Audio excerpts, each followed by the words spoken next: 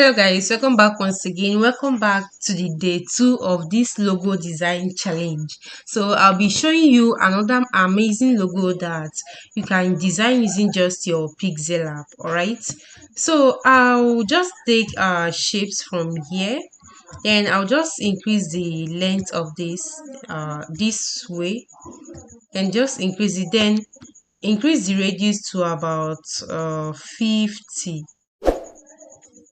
That's still, I'll leave it like this. Then I'll copy this. So copy this and then change the color. Let me pick black for example. Then I can just increase the length of this. Then rotate this. Rotate it like this and place it here.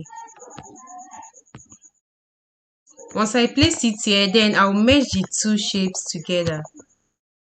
After merging them, then go down to erase color. Once you enable it, the white color will go, but I don't want to erase the white color, so I can just place this to the black color and then erase. So let me just crop this out so that it will reduce the size of the project I'm working on. Good. So I can just increase the size of this and then use this relative position to make sure it's at the middle. Then copy this. Once I copy this, I'll use this relative position again to make sure it's at the middle. And then I'll change the color of this one at this point. Let me take black again, or better still, yes, let me take black. Then reduce the size of this. Reduce the size so that it will fit into this shape. Use this position again to make sure it's at the middle. So I'm done with this. I'll merge them together and then crop out the one I want to crop out. I can just go down to erase color, enable this, and then erase this black color. Change the color of this shape that I just customized. I'll change it to the required color I want to be using for this design, which is purple. So I want to be using this color. Good. So the next thing I will have to do here is I'll pick a text from here, then edit.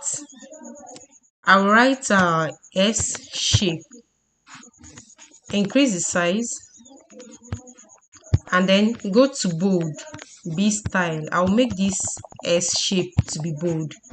Then increase the size again. Use this relative position again to position it at the middle like this. Then I'll copy this S shape again. Use this position to position it at the middle.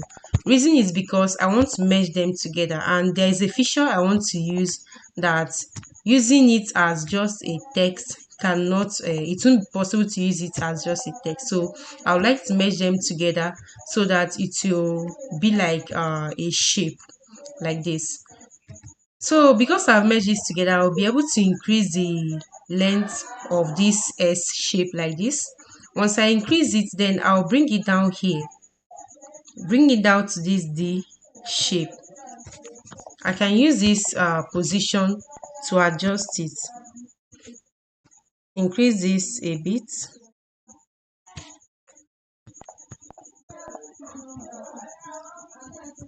And just move it up. So this is just what you will do. Then this D that will just form, I'll copy it and then use this relative position to position it at the middle too, but this time around it will be in the front of this X. Then I'll mark good. So there are different ways you can do this, but one of the ways I want to use to do this is I'll just select this shape. I'll select a shape, then I can just rotate it like this to make sure it's somehow at the same line with the S shape. Then place it here like this.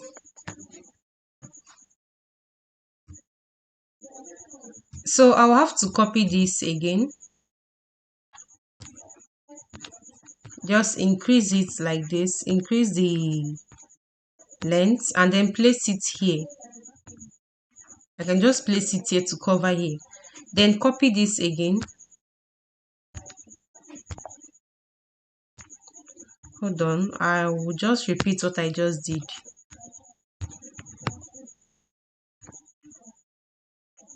So I'll copy this and then reduce the size a bit, then shift it in such a way that it will be on the same line with this S shape too.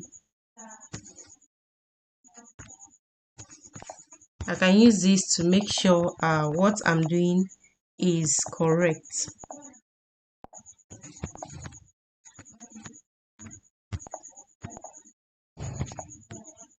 Good. So I'll just merge everything here. I'll merge this from this D to this one, merge them together, and then go down to erase color. Once you enable it, all the white colors will be erased, just like this. Then I can just go down to color and reselect the purple color I'm using, like this. So I can just shift this so that it will be able to fit in into the shape.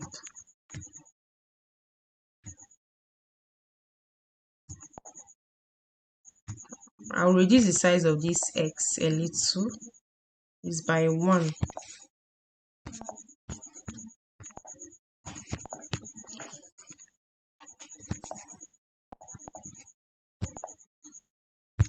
I'll pick this. Let me adjust this.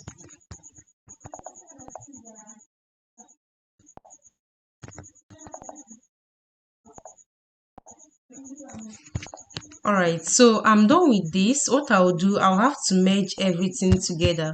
Select the 3 materials and merge them together.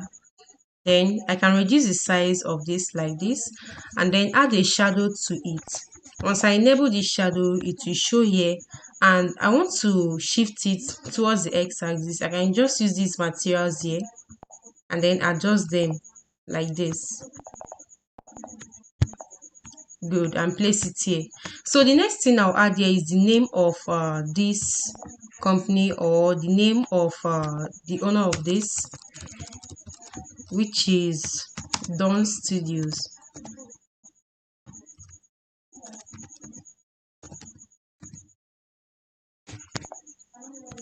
So I'll increase the size of this and then go down to AB font and select the font of my choice. I would like to be making use of this font.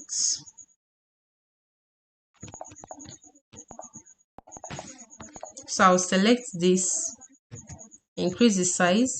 In case most of these fonts you don't have it in your Pixellab, there is a video in the description. You can check the description about how you can be able to download and install fonts into your Pixellab. Alright, just check it and you can follow the tutorials and watch the video. Okay, so I'll change the color of this. I'll just select the particular one I want to change the color and then select this exact color I'm using. I'll add a shadow to it also. Then go to emboss, enable the emboss, adjust it depending on how I want it. Good. I can just reduce the spacing between these two letters, between these two words. Just reduce the spacing a little. And then the logo is ready and it is done. You can just save this to your gallery, save it as image. You can save it PNG and default, or you can just you can save it PNG or default, or you can save it JPG depending on your choice. So thank you once again for watching this video. Try to get in touch and stick with me to the end of this challenge, because the next video, which is day 3, will be coming up soon, and I believe you won't like to miss out. So don't forget to share this video and subscribe to this channel if you learned something new, or if you got a new inspiration. Follow us to learn more about graphic design and how you'll be able to maximize your skill, how you'll be able to upgrade your skills. So thank you once again, and don't forget to get in touch.